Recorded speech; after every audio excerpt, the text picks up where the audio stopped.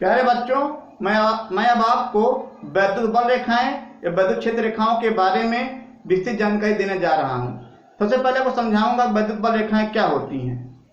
तो वैद्युत बल रेखाएं जो होती हैं, एक मार्ग होता है। किसका मार्ग होता है? धनावेश का मार्ग होता है।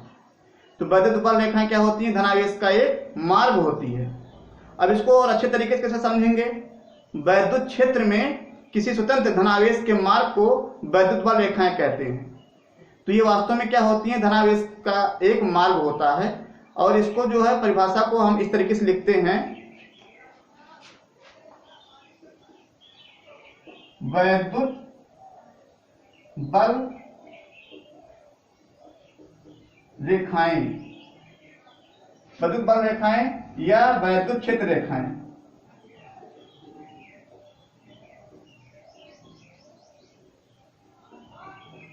आपको हम समझाते हैं कि वैद्युत बल रेखाएं, वैद्युत क्षेत्र रेखाएं मार्ग कैसे होती हैं। देखिए, यह है धन आवेश और ये क्या है? ऋण आवेश है। धन आवेश ये जो है, जो वैद्युत बल रेखाएं होती हैं, धन आवेश चलती हैं, ऋण आवेश पर क्या होती हैं? समाप्त हो जाती हैं। तो ये किसका मार्ग, कौन चल रहा है? धन आवेश चल रहा है। और कहाँ चल रहा है? धन आवेश चल के कहाँ समाप्त हो रहा है? ऋण आवेश पर। तो वैद्युत बल रेखाएं धन आवेश चलकर ऋण आवेश पर क्या होती हैं? समाप्त हो जाती हैं। ऐसे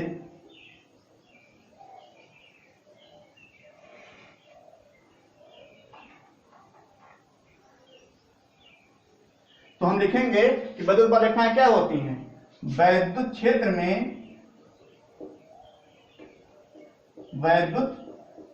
क्षेत्र में किसी स्वतंत्र धन आवेश के मार्ग को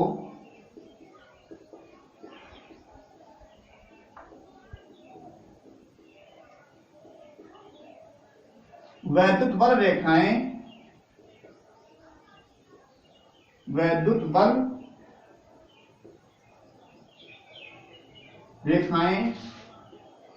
या वैद्युत क्षेत्र रेखाएं कहते हैं।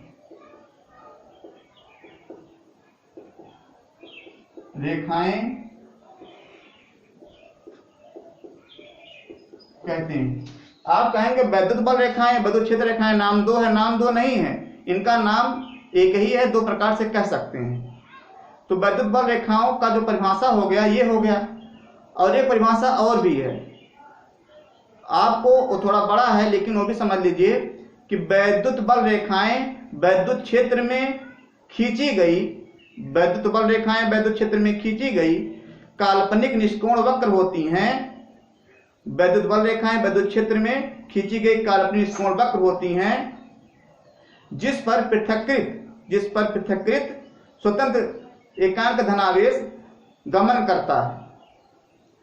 तो आप समझ में आ गया होगा। दूसरा भी फिर से बता देते हैं, एक बार समझ लीजिए दूसरा परिभाषा क्या है। सबका मतलब यही है, वैद्युत बल रेखाएं वैद्युत क्षेत्र में खींची गई काल्पनिक निष्कोण वक्र होती हैं, जिसमें पृथक्कृत एवं स्वतंत्र एकांक धनावेश करता है, गमन करता है। तो इसको भी आप याद कर रखिएगा। अब आता टॉपिक वैद्युत बल रेखाओं के गुण। तो वैद्युत बल रेखाओं के गुण क्या होते हैं? सबसे पहला गुण क्या होता है कि वैद्युत बल रेखाएं जो होती हैं, धन आवेश से चलकर ऋण आवेश पर समाप्त हो जाती हैं। नोट कर लीजिए गुण, वैद्युत बल रेखाएं धनावेश से चलकर ऋणावेश पर क्या होती हैं? समाप्त हो जाती हैं। दूसरा क्या है? वैद्युत बल रेखाएं सतत वक्र बनाती हैं। वक्र मतलब जैसे यहां धनावेश चलेंगे तो यहां तक पहुंचेंगी, सतत वक्र लगातार पहुंचेंगी, ये बीच में टूटती नहीं है। वैद्युत बल रेखाएं सतत वक्र, बनाती हैं। अर्थात ये मार्ग में टूटती नहीं है। तीसरा इंपॉर्टेंट है कि दो वैद्युत बल रेखाएं एक दूसरे को कभी काटती नहीं है, क्योंकि अगर यह एक दूसरे को काटेंगी तब उस कटान बिंदु पर दो स्पर्श रेखाएं बनेंगी, जिससे उनकी दो दिशाएं निर्धारित हो जाएंगी। ऐसा असंभव है, ऐसा होता नहीं है। वैद्युत बल रेखाएं एक दूसरे को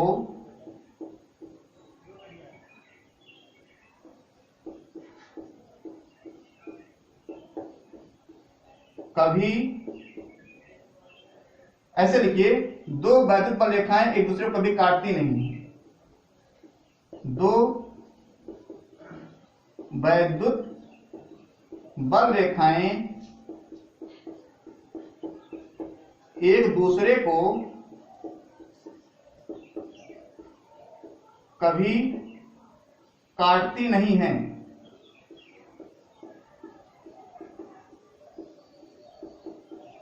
अब कोई पूछ लेगा काटेंगे तो क्या होगा, तो ही बताइएगा। यदि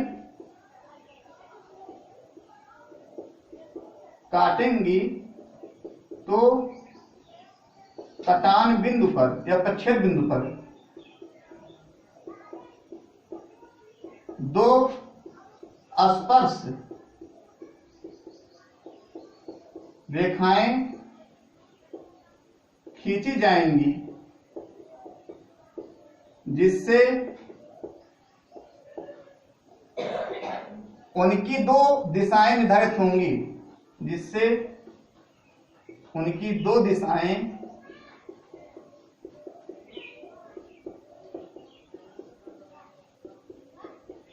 निर्धारित होंगी, जो असंभव है।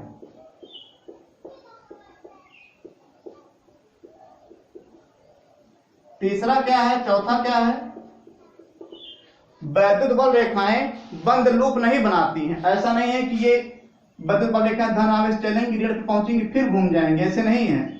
जो वैद्युत बल रेखा यहां से चलेगा वहां यहां समाप्त हो जाएगा, जो इधर चलेगा वो इधर समाप्त हो जाएगा। वैद्युत बल रेखाएं बंद लूप नहीं बनाती। इसका मतलब समझ गए कि धन आवेश चलकर ऋण आवेश पे क्या हो जाती हैं, समाप्त हो जाती हैं। इसके आगे है कि वैद्युत बल रेखाएं जो होती हैं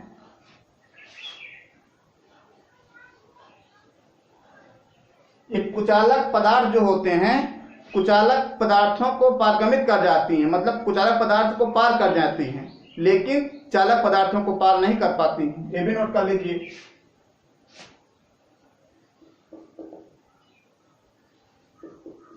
वैद्युत बल रेखाएं कुचालक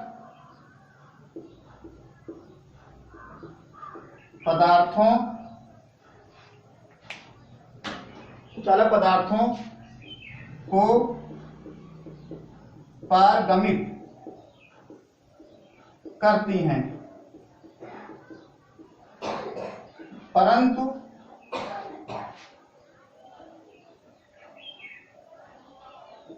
चालक पदार्थों को नहीं।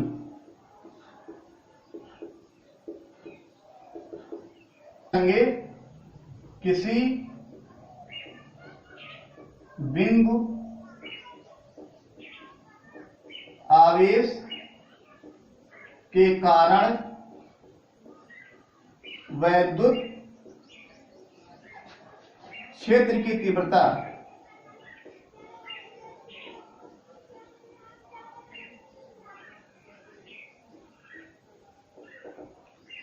देखिए, कोई बिंदु आवेश मान लीजिए ए है, एक बिंदु है ओ पर कौन सा आवेश है, प्लस क्यू है।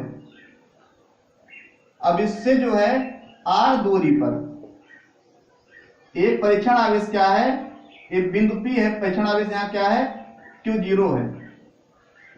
इस धन आवेश कारण इस परीक्षण आवेश पर विद्युत क्षेत्र की तीव्रता क्या है, E है।